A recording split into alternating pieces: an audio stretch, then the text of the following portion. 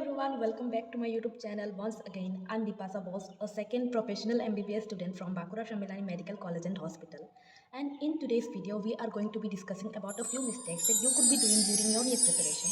And this is personally related to my own story. So make sure to watch it till the very end because हर एक point को may be you can relate with your life and शायद इस video से आपकी preparation में help आएगी. तो सबसे first mistake which you could be doing is syllabus. If you are not sure about the syllabus, make sure to make it your first priority कि अभी 4-5 महीने बाकी है. You should only focus on the things that are the most important ones. Like अगर आपको नहीं पता कि NMC ने नीट का सिलेबस रिड्यूस कर दिया है तो you should be very well aware about the syllabus first of all. ये सबसे मिस्टेक जो आप कर सकते हो कि सिलेबस बिना जाने ही आप पढ़ रहे हो, तो ये गलती मत करना. And the second mistake which you could be doing is NCERT अच्छे से रीड ना करना. NCERT लाइटली बिल्कुल नहीं लिया जा सकता है during your NEET preparation because NCERT based बहुत सारे क्वेश्चंस नीट में पूछे जाते हैं एज इट इज़.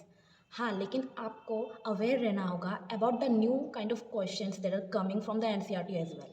सिर्फ NCERT पढ़ के जाओगे तो वो भी आपके लिए काफ़ी नहीं है बिकॉज अभी क्या हो रहा है कि नीट का जो रिसेंट पैटर्न है उसमें बहुत सारे चेंजेस आए, लाइक असर्शन रीजनिंग क्वेश्चंस आए. तो अगर आप NCERT ढंग से पढ़ के भी जाते हो ना तो आप डायरेक्ट क्वेश्चंस तो अच्छे से बना कर आ जाओगे, बट जो इनडायरेक्ट क्वेश्चंस है like assertion reasoning and all, उसके लिए you have to make sure कि आप अच्छी जगह से क्वेश्चंस प्रैक्टिस कर रहे हो.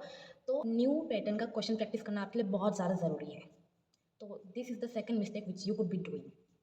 And the third mistake which you could be doing is test series ना अटेंड करना. देखो, during my time what I use to do was, मैं हफ्ते टेस्ट लगाती थी, चाहे मेरा सिलेबस कंप्लीट हो या ना हो, चाहे मेरे को टेस्ट के बारे में कुछ भी पता हो या ना हो. I use to sit every Sunday for test.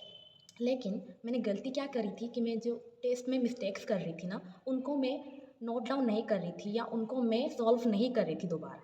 तो ये मिस्टेक आप कर सकते हो कि टेस्ट में जो आए हुए मिस्टेक्स हैं उनको आप इग्नोर करो एंड वही सेम मिस्टेक्स आपके नीट में पूछे जाए तो आपका बहुत नुकसान हो जाएगा. ये गलती बिल्कुल नहीं करना.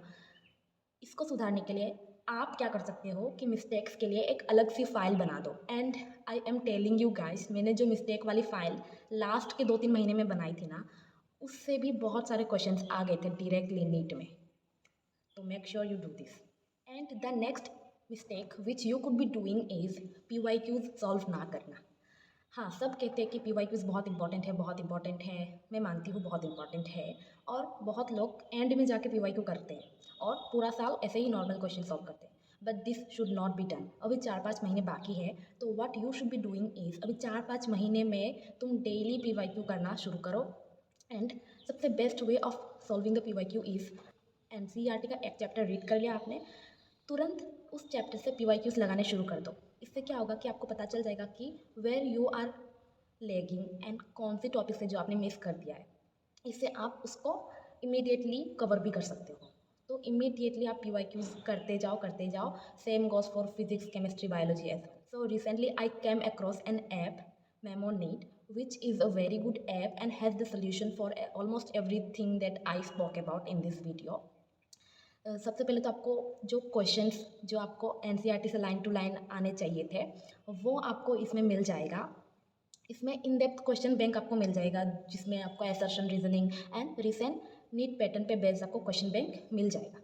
देन इसमें आपको मिलेगा PYQ का भी एक अलग सेक्शन. जैसे कि मैंने बोला PYQs आपको करने कितने इंपॉर्टेंट हैं एंड डेली PYQs करो, वो बहुत इंपॉर्टेंट है आपके लिए.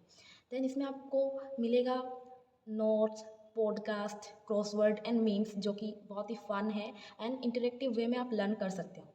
आपको उधर क्वेश्चन मार्क करने को मिल जाएगा कौन सा आप सही कर रहे हो, कौन सा गलत कर रहे हो.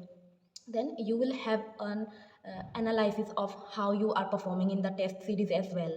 ऑल्सो जैसे कि मैंने बोला NMC ने नीट का सिलेबस रिड्यूस किया है तो उसके हिसाब से भी आपको क्वेश्चन प्रैक्टिस करना बहुत ज़रूरी है. तो इसमें आपको क्वेश्चन बैंक मिल जाएगा according to the strictly revised new NEET syllabus के अकॉर्डिंग आपको क्वेश्चन इसमें मिल जाएगा. सबसे पहले तो आपको इन डेप्थ क्वेश्चन बैंक अच्छे से मिल जा रहा है, फिर न्यू पैटर्न में भी आपको क्वेश्चन बैंक मिल जा रहा है, देन PYQ सेक्शन अलग से आपको मिल जा रहा है. तो make sure to check it out. The link is in the description. Also use my coupon code for getting extra discount. So the next mistake which you could be doing is फॉर्मूले sheets ना बनाना।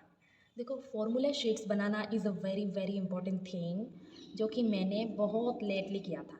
आई am telling you guys ताकि आप ये गलती सुधारो and अभी बहुत time बचा है नीट को। अभी से आप फॉर्मूला शीट्स बनाने शुरू कर दो for physical chemistry, physics as well as आपको अगर शॉर्ट नोट बनाना है ना तो वो भी आप बना सकते हो, या फिर आपको मेमोनीट में भी आपको नोट्स अच्छे खासे मिल जाएंगे।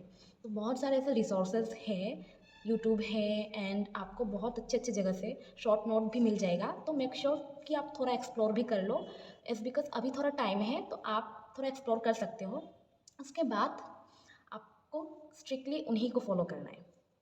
The next mistake which you could be doing is enough revision नहीं करना। आई एम टेलिंग यू गाइस कि मैंने आखिर के समय तक NCERT ऑलमोस्ट 20 टाइम्स रिविजन कर लिया था, but how could I do that? Like how is it even possible? It was possible because there was someone to guide me. Because मैंने एक बार देखा था यूट्यूब में, अमन राज तिलक भैया ने बोल रखा था कि NCERT 15-20 बार रिविजन हो जानी चाहिए, तो then you have an idea कि हाँ इतने बार करना होगा आपको। देन ग्रेजुअली मैंने वो फॉलो करने का कोशिश किया, बट वन मिस्टेक आप मत करो कि आप 10 बार पढ़ रहे हो बट अच्छे से नहीं पढ़ रहे हो। ऐसा बिल्कुल नहीं करना। भले आप 5 बार पढ़ो, आप ढंग से पढ़ो, बट मेक श्योर कि आपका अच्छा खासा रिवीजन हो जाना चाहिए। एंड आते आते आपको मतलब NCERT का पन्ना आपको याद हो जाना चाहिए।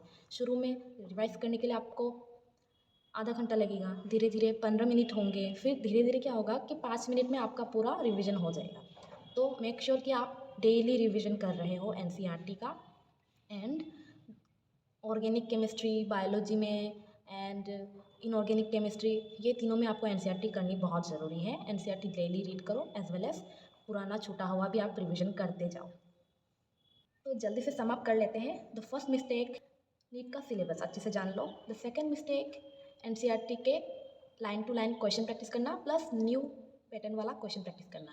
The third mistake, test series वाली मिस्टेक्स को एनालाइज करना। फोर्थ मिस्टेक, PYQs अच्छे से सॉल्व करना।